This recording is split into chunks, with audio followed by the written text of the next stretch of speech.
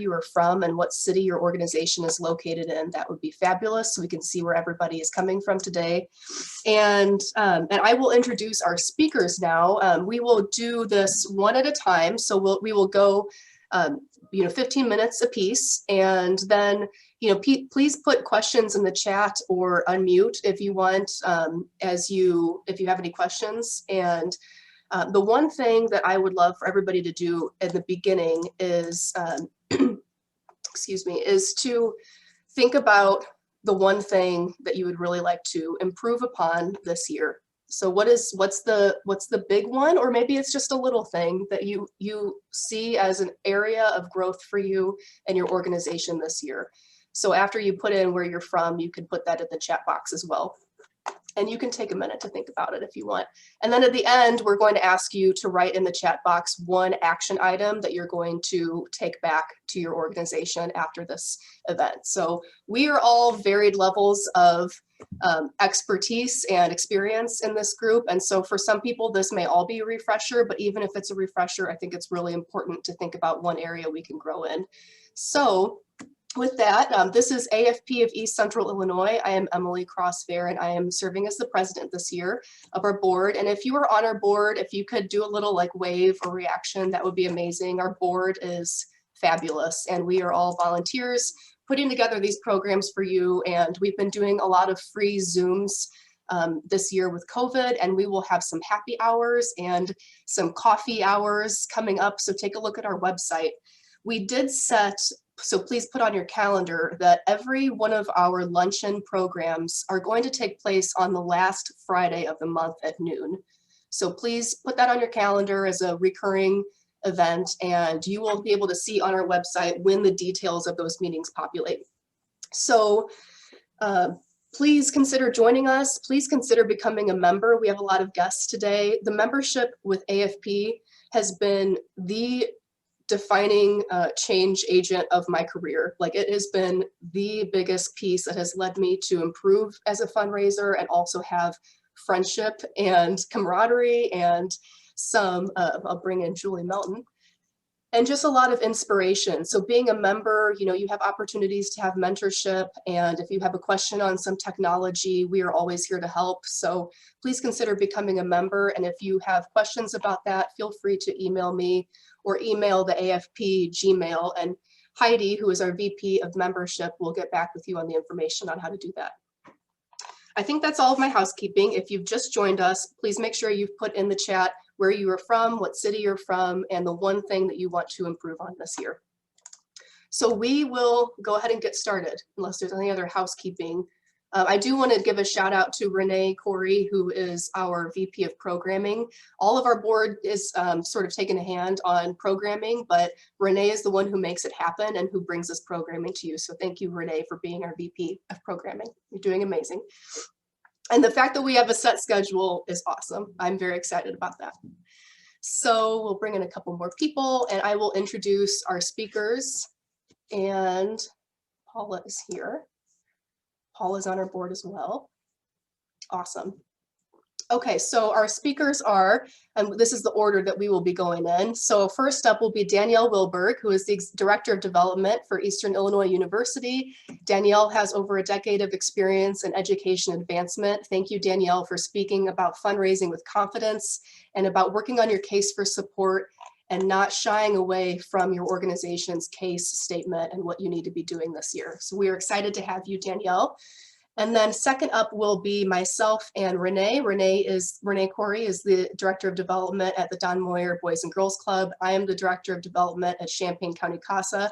And I would like to say that combined, we have over a decade of experience in nonprofit development, and we're working on communications that count. So Renae and I bond on communications, and we bond on Canva. And if you have never used Canva, we could probably do a whole program on Canva. We made our presentation in Canva, and we are really excited to talk about communications. We're very passionate about that. And then last but certainly not least will be Becca Guyette, who is a certified fundraising executive and the Chief Development Officer at United Way of Champaign County, also with over a decade of experience in working with donors, working with major donors, major gift campaigns, and managing the donor relationship very well. I can't think of nobody who does it better. So thank you, Becca, for connecting us with our donors, even on another year of Zoom. Lauren is obsessed with Canva, which is awesome. So before I turn it over to Danielle, if you just started, please, or if you just joined us, please write your name and where you're coming from and what city you're coming from, and then what is one thing you would like to work on this year. So Danielle, I'm going to spotlight you and pin you, and then you can go ahead and get started. Excellent. I'm going to go ahead and share my screen.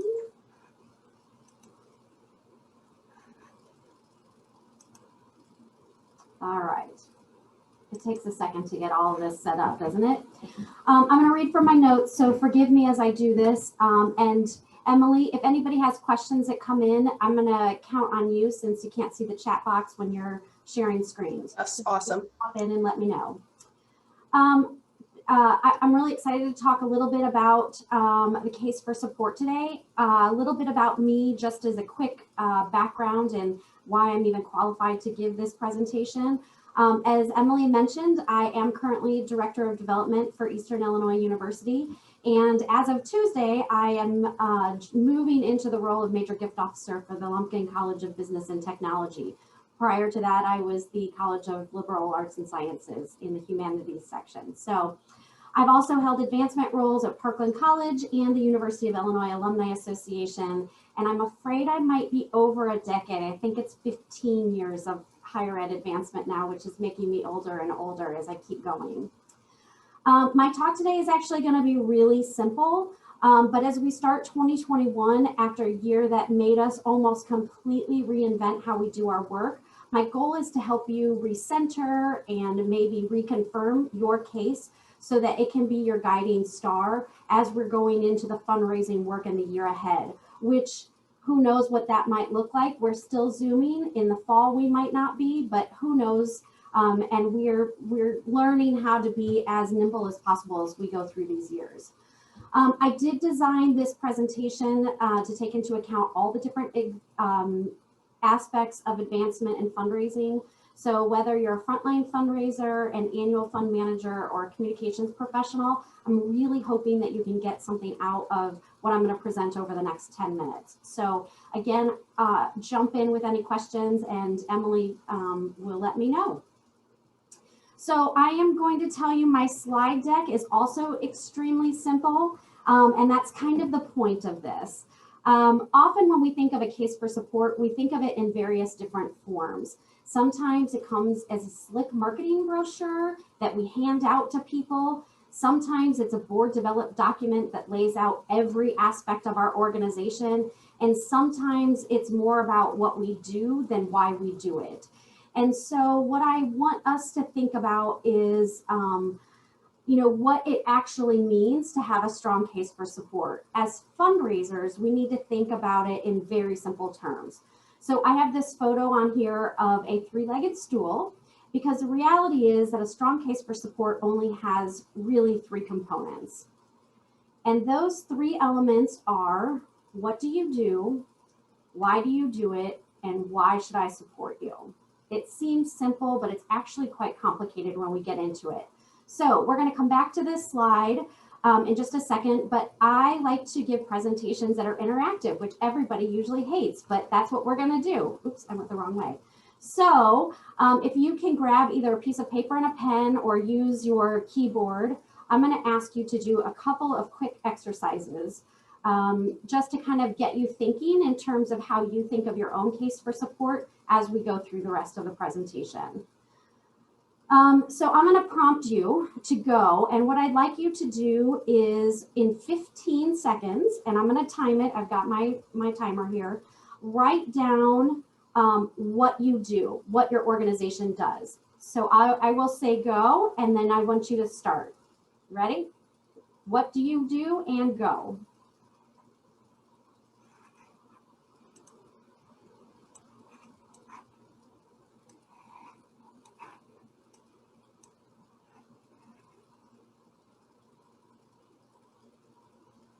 All right, that was 15 seconds. Next, I'm going to actually ask you to do the same thing with the other two questions. And this is really, again, just to ground us a little bit in where we are. So when I say go, I would like for you to write down why you do what you do. So, ready? Go.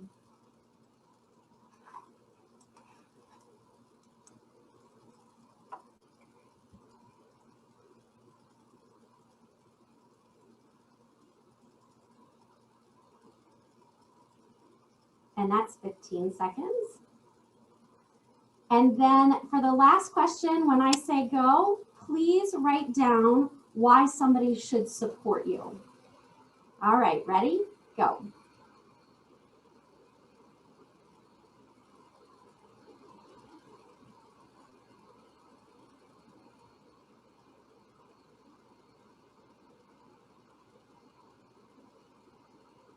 All right, that was 15 seconds. Okay, so I'm not going to ask you to share those. It was hard for me to do that in a 15-second time frame. But what I did want to do is, if it was difficult or you just started to do a laundry list of all the things you do, I'm asking you to actually consider giving some headspace to writing a strong case for support.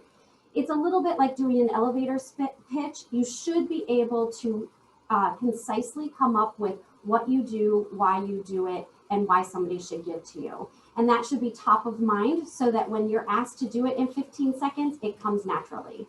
And that will give us that confidence that we need to be strong fundraisers. So I'm gonna go back to the slide with the 3 questions on it, although it was on the last one. In our organizations, many of us wear so many different hats that what we do can sometimes feel really watered down, especially when we're doing the day-to-day activities that really is a flurry of activity instead of really concentrating on the main mission of what our jobs are. So that exercise and what I'm going to ask you to consider after this presentation is to really give yourself that time to come up with your case for support. So there's a few nuances I do want to talk about. And I know that this is a fast presentation, so we're going to get to questions at the end. I'm happy to answer. But I do want to make sure that we're thinking about other pieces of this puzzle. So I work for a university. I'm going to lay this out and use some examples of myself in this just to get us continuing to think about this. My current employer is Eastern Illinois University. I work with the Lumpkin College of Business and Technology at Eastern Illinois University, and I support several departments within the Lumpkin College of Business and Technology at Eastern Illinois University. So in a multi-tier system like a university, it's incumbent upon me as a fundraiser to be able to know the case for support for every single one of those various outcomes and various levels. If I'm working on, for instance, and Randy's on our call and she knows all about this, if I'm working on a lab upgrade for a department, I need to be able to talk about the department case for support. But I have to be savvy enough to know that maybe the donor I'm talking to, while wants to support this particular one, also wants to support Eastern in a larger context. So I have to be ready to answer all of those different cases. If I'm working for an individual nonprofit, and Emily, I know you and Renae are going to talk about this, and forgive me, I'm not going to go too far into it, but your message might be a little bit more clear because you're working for a single nonprofit, but it doesn't make it any easier.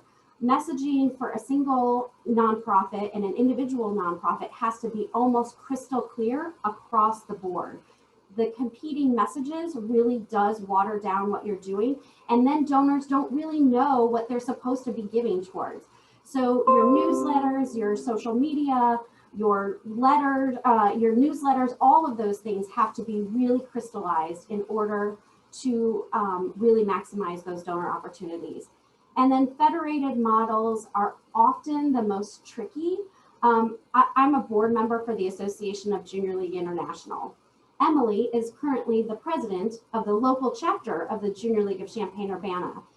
Together, we are both leaders of the Junior League movement, but our cases for support are completely different. So it is important for me and for Emily to know the case for support for the national organization, and it's really important for us to know the local chapter. So it's a little bit like Boys and Girls Club of America versus Don Moyer Boys and Girls Club, or United Way and United Way of Champaign County. So there's lots of federated models that is fundraisers, and as volunteers, we have to be able to understand all of those at the same time. So there's lots of nuances when you're getting into it. And if you are working for a multi-tier or federated model, just be sure that you know all of those different aspects. And if you're working for that single individual nonprofit, be crystal clear and make sure everybody else knows what that case for support is. And the last one, I told you my slides were sort of parochial here. The key to being a good fundraiser, as we know, is to have true confidence in what we are doing. So whether you're new to your job, you're seen as entry level, owning the case for support and being able to articulate it to your colleagues, to your board members, to your volunteers is actually the key to having the confidence to be able to go out and talk about your nonprofit and your job and your work, and to fundraise and maximize those opportunities as much as possible. So that's why I said, be you and own it, own that, and feel confident in your position as well as in your message. And that is what I have for today. Awesome. Thank you, Danielle. I wonder if anybody has any questions about their case for support, or if there's any element of this that anybody finds particularly challenging. We'll move on, unless somebody wants to speak up right now. We'll probably move on to our next piece, but feel free to put it in the chat, and maybe Danielle, we can maybe come back at the end and answer some of that. But that was awesome. Thank you. We just at CASA, we just worked on, I'm trying to not spotlight you anymore, sorry. We just worked on our case, and I'm going to spotlight myself then. Sure. Okay. We just worked on our case, and we had different communications that we made for when we were recruiting volunteers versus when we were talking with donors. And so we had to go through this with our volunteer recruitment committee and with our board. And I agree, just whatever it is, whatever you find the most compelling message, have confidence in it, just own it. And thank you so much. And I think let's keep that conversation going in the chat room. I'm going to admit Linda. Sorry, Linda, if you were hanging out for a while. And we'll just go into communications. I think that dovetails really nicely into our next slide. I am going to add Renae as my spotlight, and we will get going on communications. Okay, let me present. I've never presented a Canva presentation, but we're going to do it today. Okay, we're going to do it today. Awesome. And yes, okay, I can see the chat. So if somebody types, we'll try to answer your questions. Okay, well, yes, so communications that count. So Renae and I are going to just go ahead and jump right into this. Everybody has had to work on communications pieces, but even taking a minute and auditing the last year of communications that you have made is so important. Just in making this slide deck, Renae and I trying to pull examples and inspiration for you. Renae and I both had aha moments about our own pieces of communication. So don't discount it, and it's never too late to go back and look at what you've been doing and find areas of improvement. So that is that. Absolutely. Thanks, Emily. So today, like Emily said, this might be a refresher for some of you, but what we hope is that in listening to not only us, but Danielle and Rebecca, that you can take at least one applicable thing from our presentations today. So between Emily and I, we'll go over impact communication, donor appreciation, asks specifically, kind of your hard copy asks, your mail, your email, and then the different types of mediums to use.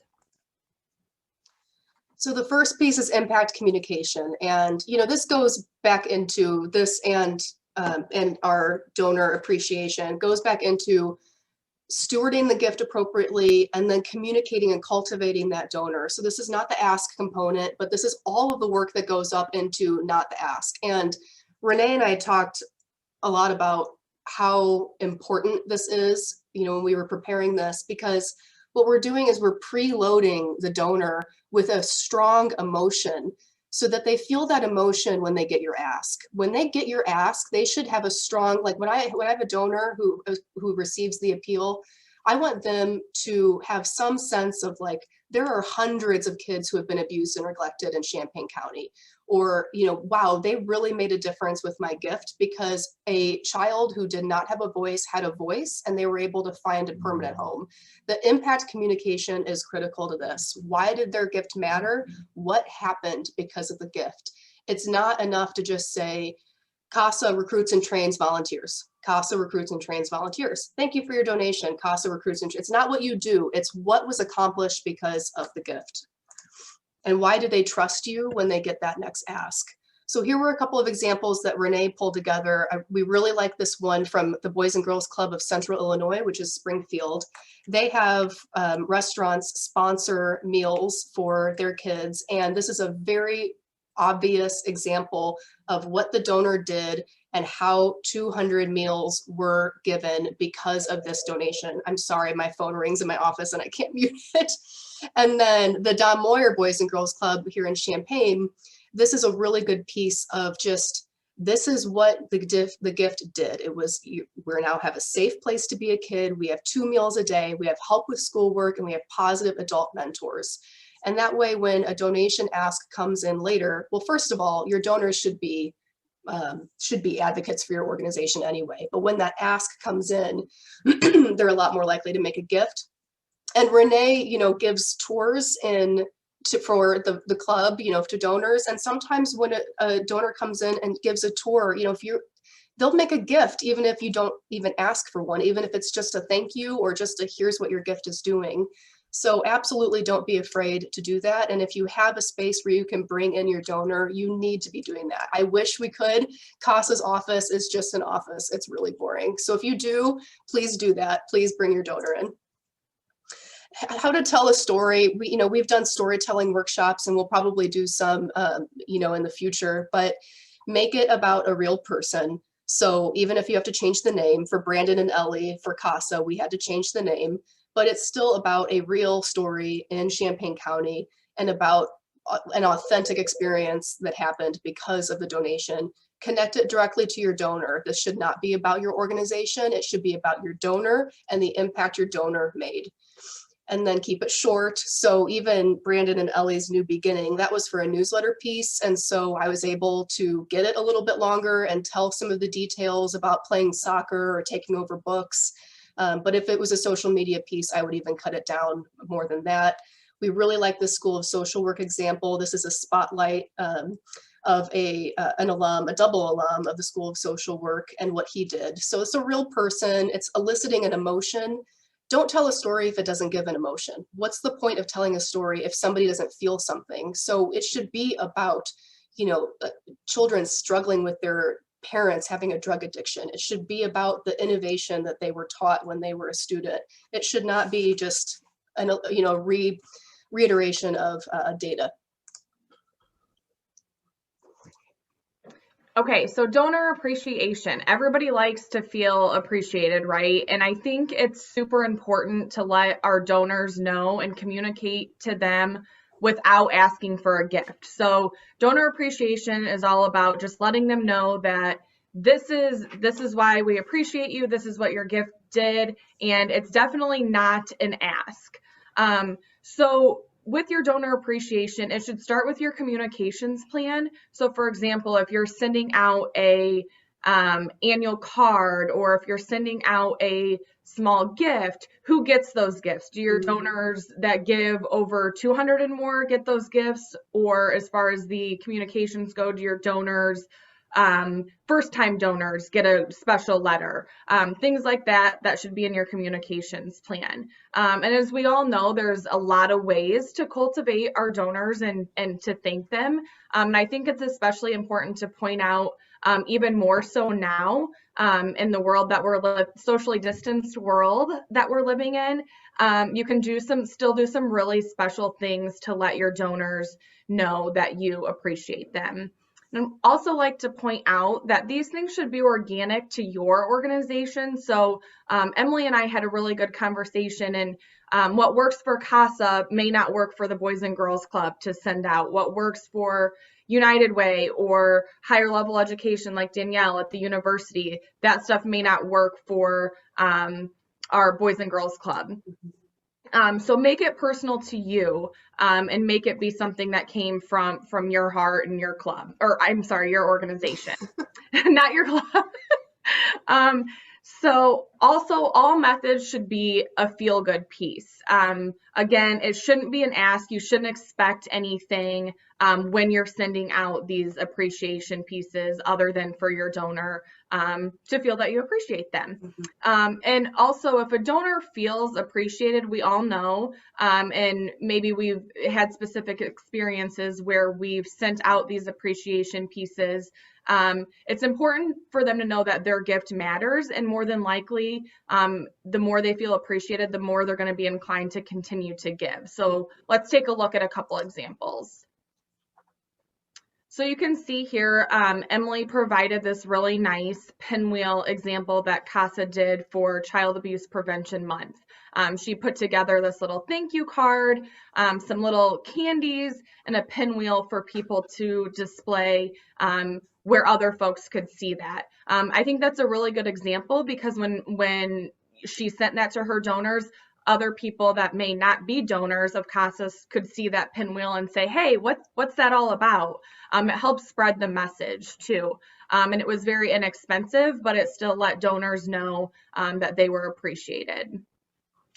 As far as the coffee cup goes, we don't use this very often, but it's an example from the club.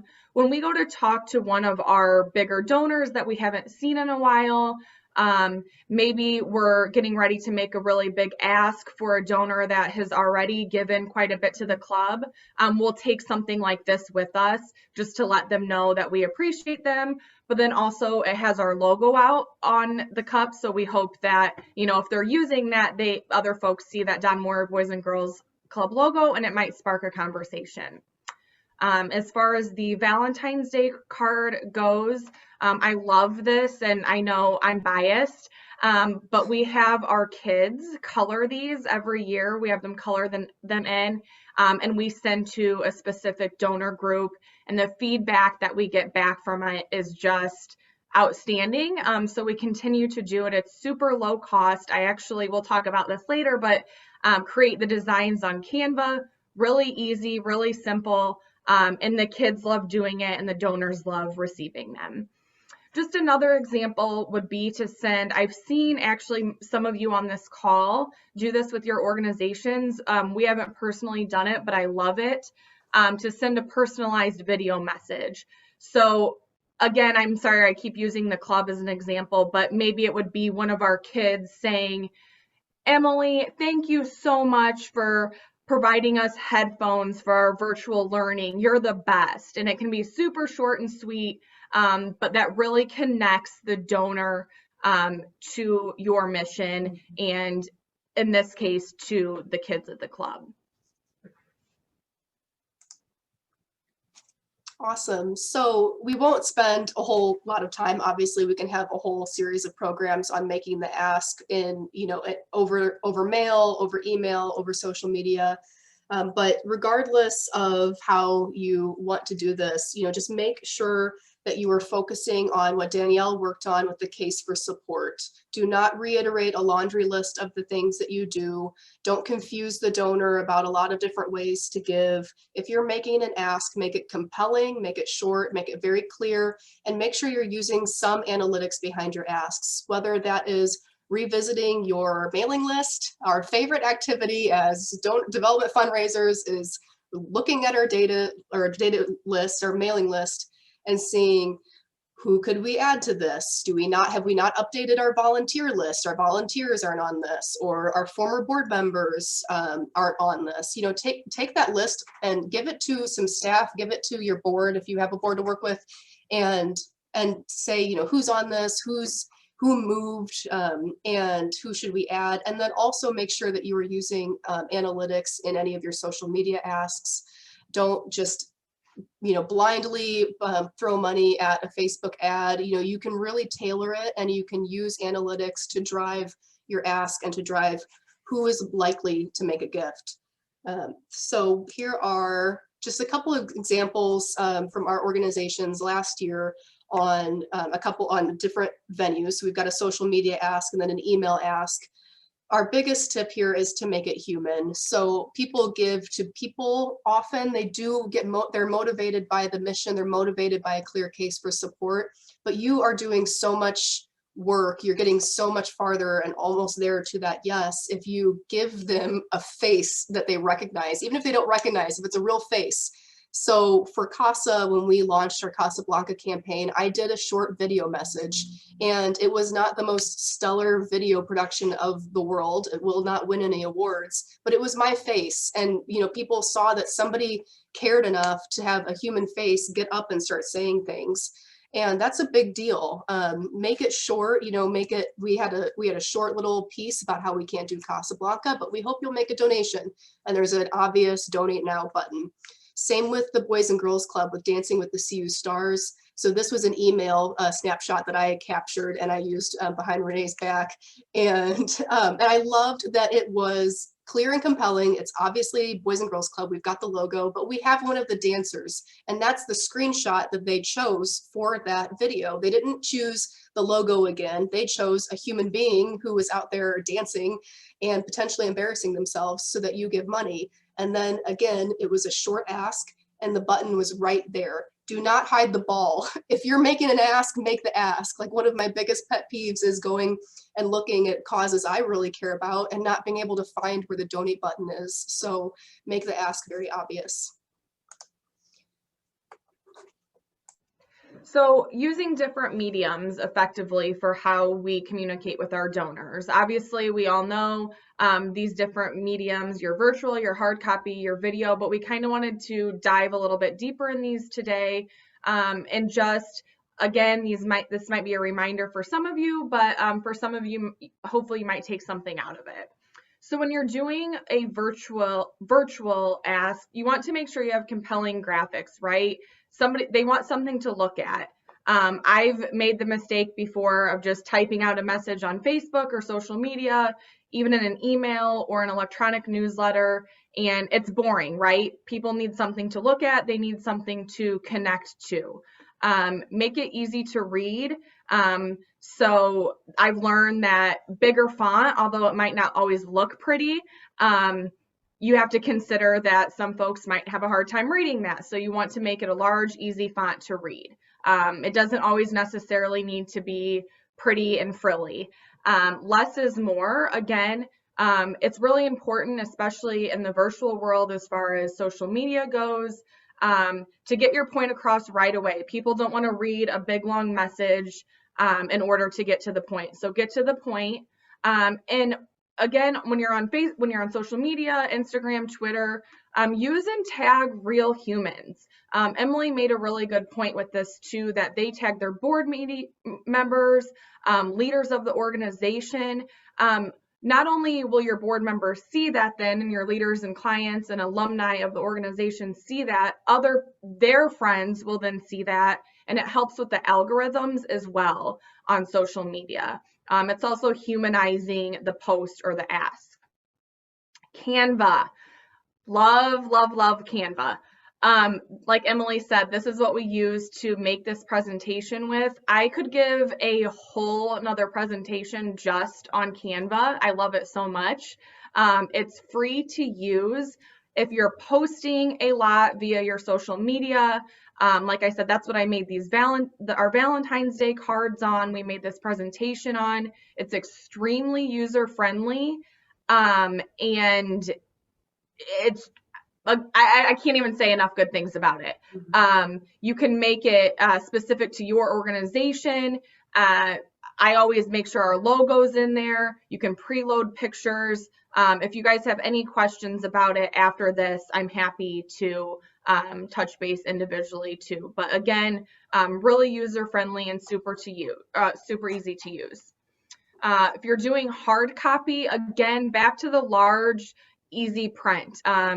when we sent out our hard copy newsletter, actually, Miss Danielle helped me make sure that it was going to be something that donors wanted to read, but also that it was going to be captivating. So again, use your pictures. Tell a story, not only with your words, but with pictures. Show what the donors, where their dollars are going to.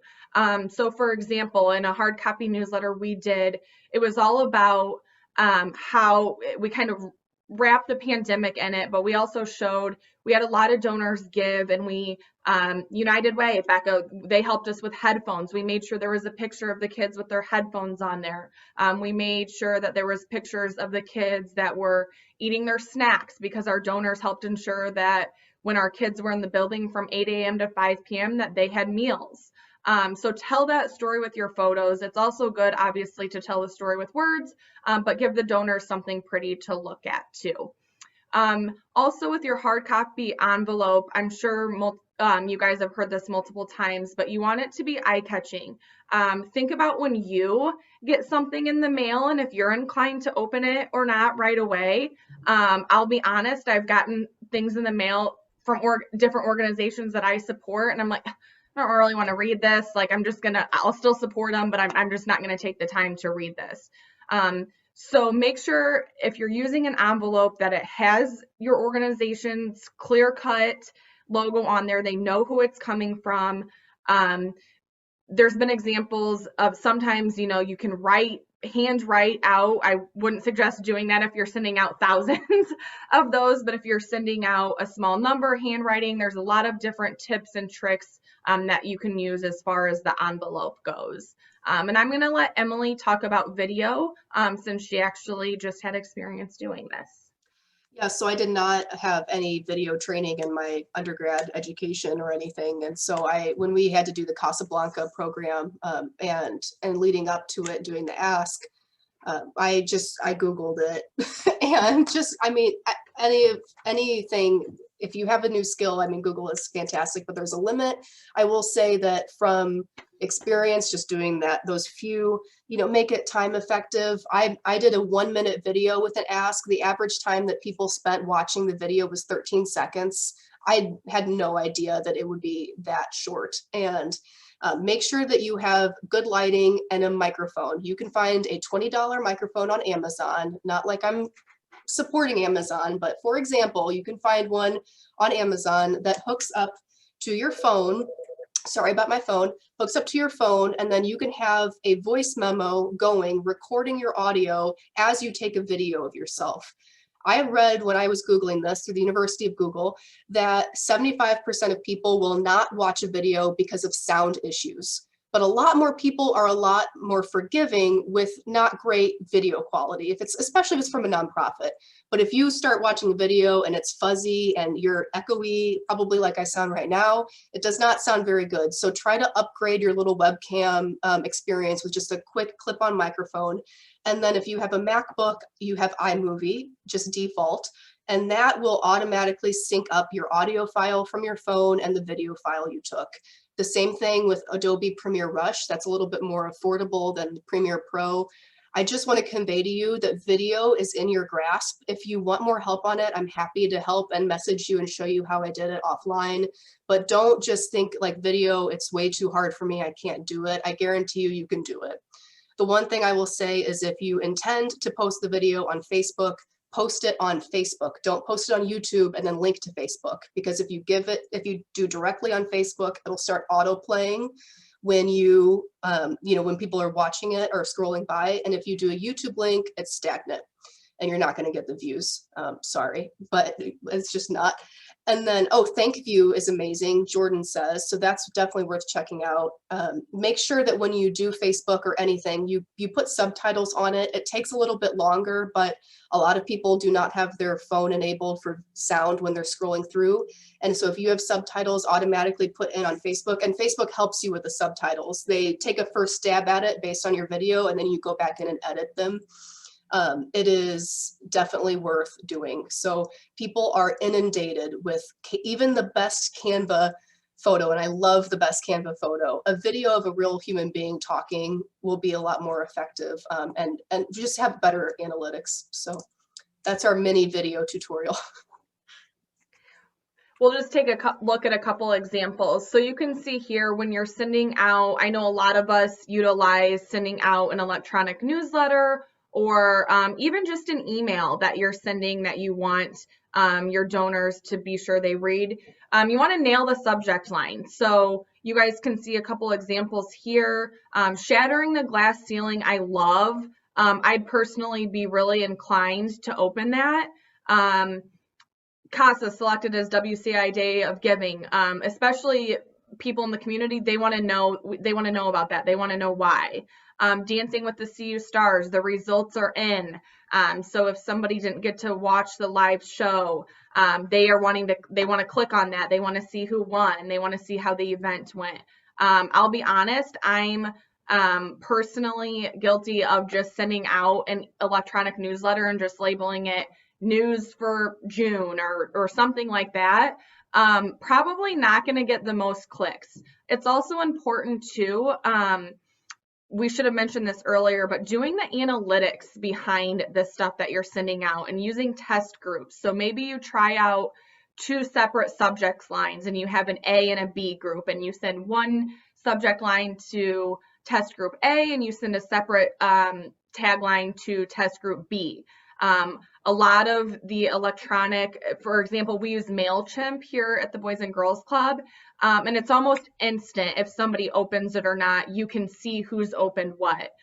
So it's just a good way to test what your donors and who you're sending that out to, how they're reacting to that, and if those subject lines are appealing to them or not. Moving on to the envelope design, you can see here we kind of talked about making your organization, ensuring they know that's where it's coming from. So you can see here it's very cut and clear, IES abroad. They have their address on there. Again, important to have your address and contact information multiple different places. I know, especially for us, we'll often put remits inside of things, but then folks will just send a check and not use the remit. So I think it's important to note too, to have your contact information and your address listed multiple places. Obviously on an envelope, it's right there. And then they also have their tagline to make you kind of want to open the envelope and see what's inside.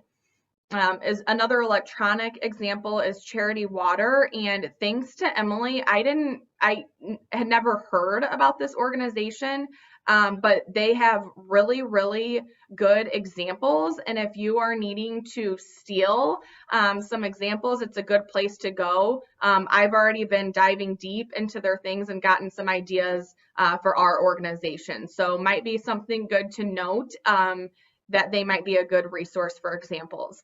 But you can see they have their donate button really clear. Again, I think Emily made a great point. When you're making an ask like this, don't hide your donate button. That's your end goal, right? So you want it to be very cut and clear. They also have a nice picture, a nice graphic for you to connect to their mission with, and then their tagline, again, is just very clear, and it lets you know what they're asking.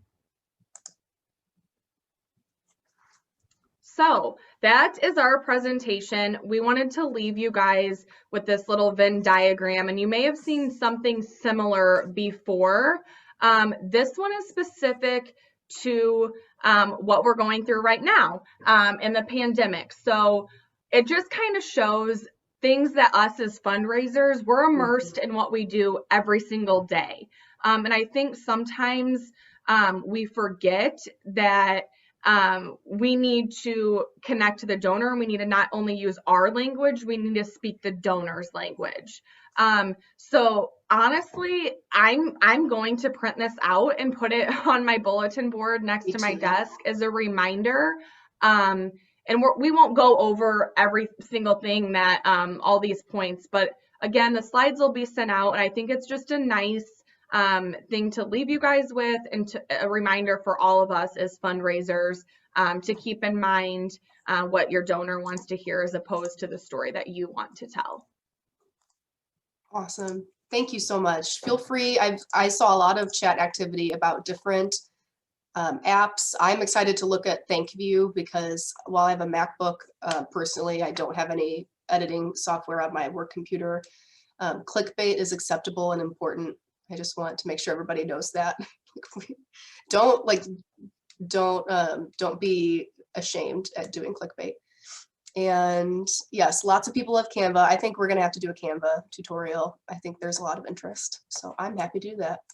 Well, thank you so much, Renae, and thank you, everybody. I am excited about the communications pieces. I highly recommend that everybody do a brief audit on your communications last year and see how you can slightly or greatly improve it based on that. And it's really good to do it while it's fresh. So, and I'm going to now turn it over to Becca Guyette, who is potentially talking with a child right now. Sorry, Becca. And Becca will be talking about. It's standardized testing day, and she wanted to tell me her score. So the Good world job. we live in. Awesome. Well, thank you, Becca. It was a great score too. Yay. So okay. Well, hello everyone. I just need to move this little thing over so I can. There we go. And just want to talk briefly about connecting with your donors, which we all need to do. And I always feel like context is really helpful because sometimes people at really small organizations see where I am now and think, not that United Way is the largest organization by any stretch, but we're bigger than a lot of nonprofits, and think like, well, sure, you can do that because you have this big organization. I used to work for a very small organization, was the only fundraiser there, had very limited resources, and was able to connect with donors. And so it's possible for everyone. You just have to make it happen. So like Danielle, I'm going to kind of just cover the basics, and then I have a couple of examples just from this past week that I'd like to share with you all. So the first, the kind of steps I'm going to just cover is prioritizing your portfolio, creating a plan, and then working the plan. This is not Canva, by the way. So one of the things that you need to consider is how many donors you can reasonably expect to manage. And so something to consider that is that, for a full-time major gift officer, for whom all they do is individual major gift work, they have a marketing team, they have, someone doing the qualifying and research for them, they have all of that. Typically, it's about 150 donors for a full-time major gift officer. If that's changed, I welcome Heather or Dale or any of our full-time gift officers to put that in the chat. But and then it's helpful to tier your donors. And so it's not always about really how much the donor gives. That's obviously one indication, but you need to consider the longevity of their gift. How long have they been giving? Yes, the size, their willingness to engage. So, how engaged with you are they willing to be? Although I do have some a caveat to that, which is, there are a lot of donors that have no interest in engaging with you at all and are still very interested in supporting your organization. And it took me a long time to get over that hump. Why won't they take my call? Why won't they take my visit? And when I learned how to effectively communicate with them without needing to have a long call or without needing to have a visit, that's when we really started to see tremendous gains. In fact, this year we had a donor double their annual gift over double it. They went from 60 to 130,000, and they said, "We respect your respecting our wishes, or we appreciate your respecting our wishes." And they literally put that as a notation when they made their gift and some other information they included. And that really spoke to us. I just do quarterly letters to them. They don't want to be seen. They don't want to be called. So I just send quarterly letter updates that are personalized just for them, not the newsletter. Yes, they get that, but this is something just specifically to them that we do. And I've been doing that for about 3 or 4 years. And then your work plan. So how much time do you have to engage on this? Most of the people on the call are not full-time gift officers. Most of you have a significant amount of other work that you're responsible for doing. So thinking about how much time you actually have to individually connect with donors, and then be reasonable about that. Is that 10 hours? Is that 5 hours? Is that 20 hours? What's on your plate that maybe doesn't need to be or shouldn't be on your plate? I've always been really good about moving things off so I can spend more time with donors, even when it wasn't the primary focus of my work, because I know that that's where the gains are biggest, frankly. And then consider current program and administrative needs. And so thinking about knowing if you have donors that are inclined a certain way, if their interest in the organization's programming is aligned with what the organization is currently focused on, they obviously should move to the top of your portfolio.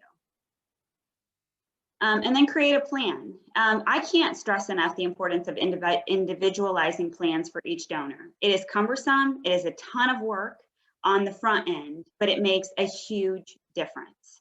The best compliment I ever got from a donor was her telling me that I made her feel like she was the only donor I had.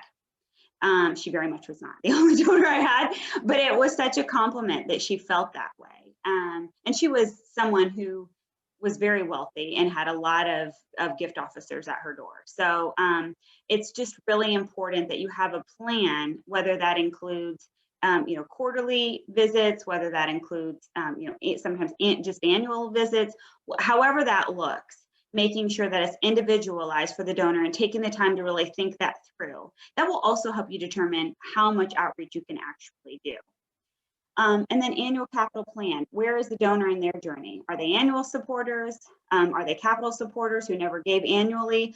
I've had the opportunity to do a capital funds drive, and we had a slew of donors that came in that were nowhere on our radar annually that became capital donors that then we transitioned to annual donors.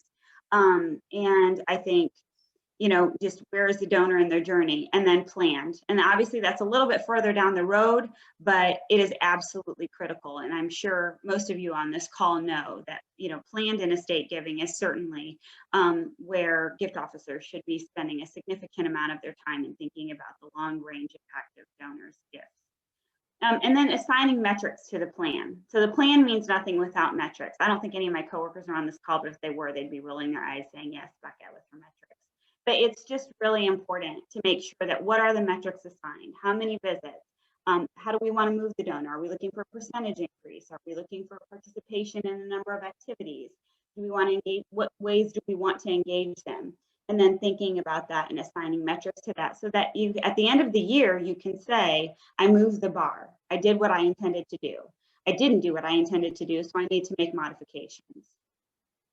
And then work the plan. That is so important. People sometimes forget this part.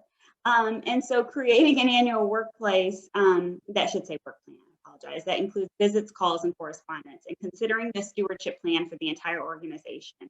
I had not previously done that, and just recently told my boss that I want to do that. I want to have a stewardship plan for everybody in the organization, even those that aren't primarily tasked with fundraising, and look at how that looks. What does that mean? How many touches are they having to the individuals connected to our organization, considering who from staff should be involved, and then getting to work.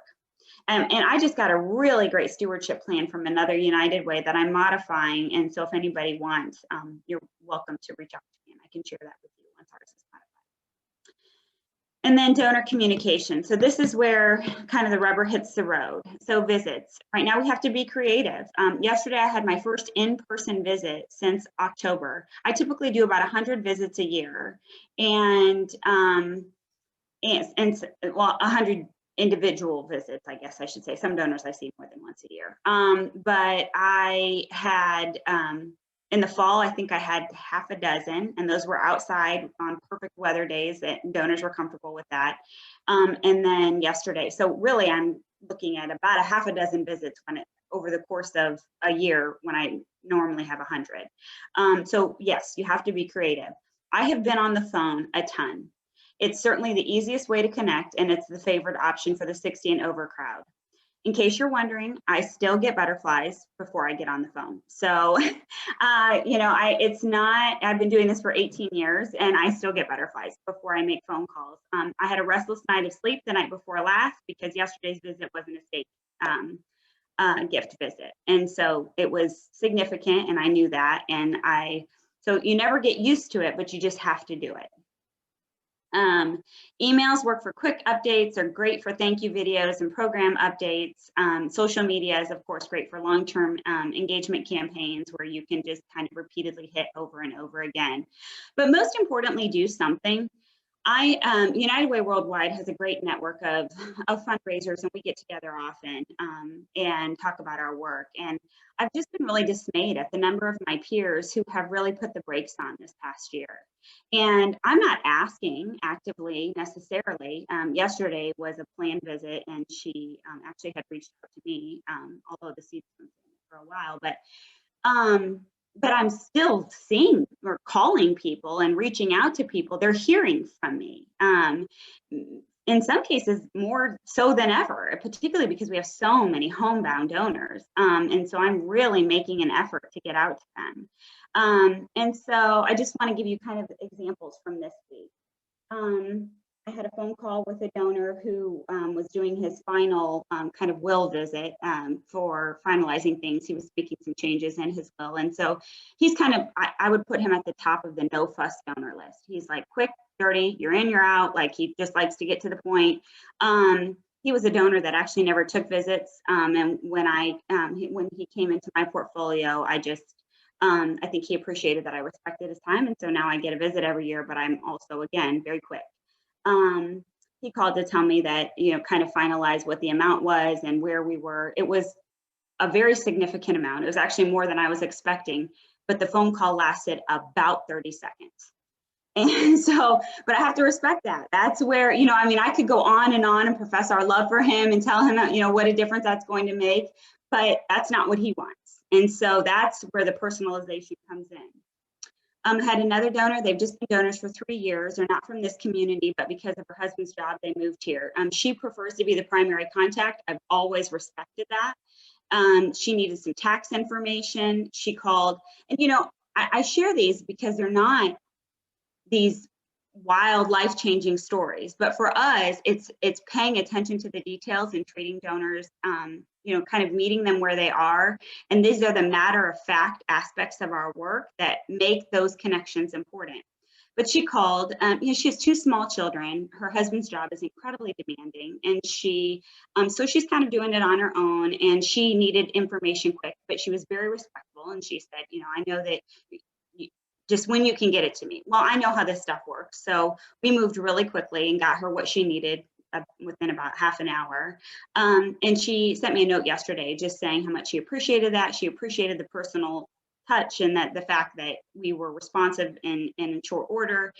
She knows that we have a lot on our plate. And so it's just that, you know, again, that personal touch. And the donor that I visited yesterday, I took her sweets, and I was just thinking about it because on the way to see her, I dropped off flowers to another one of our long-term donors who is diabetic. And so again, it's one of those things where you just have to think about who they are and where they are in their life. And you have to put, in many ways, them in front of, you know, a lot of your other work when you're talking about individual donor work and treating them individually, because rest assured, you and your organization's mission will rise to the top of their list.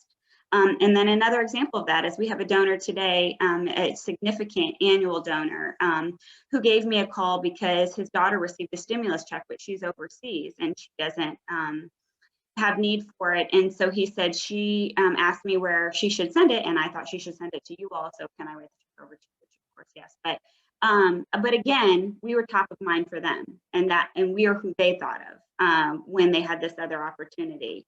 And you know, it's all a matter of, you know, what kind of time, how are you investing your time in individuals, and what priority are you making?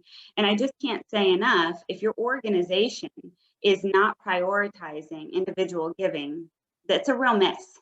it's just a real mess. We're hiring a new position, and we had the opportunity to really make it whatever we wanted. And I told our CEO it needs to be focused on individual giving. That's just, you know, really where donors are today, and where the kind of attention they expect.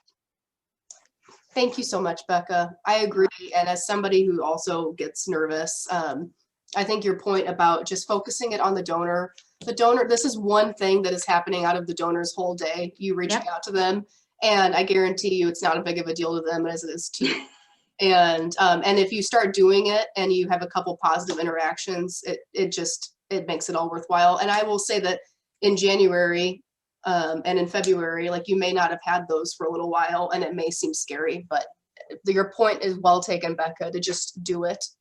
Whatever it is, just do it. So I think that's the theme of our whole presentation.